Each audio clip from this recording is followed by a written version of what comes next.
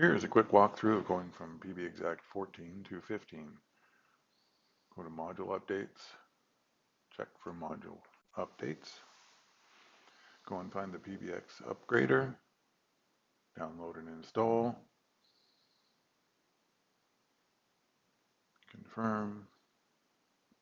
When it's done, go ahead and apply config.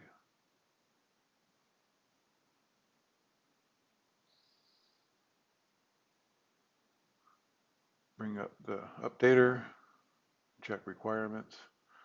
You'll note that it's saying something about file permissions. Let's take a look at it real quick in the command line with the provided command.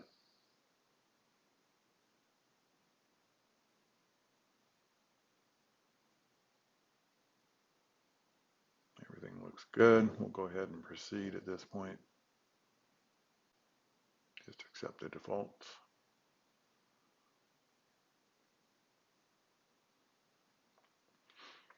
And it's off and running. This does take a little time. I've edited out a majority of it. You're looking at 15 minutes roughly. It's finished. Continue. We'll apply config. At this point, it'll show the basic. We'll go to advanced, and there's the dashboard. PBXact 15.0.16.53.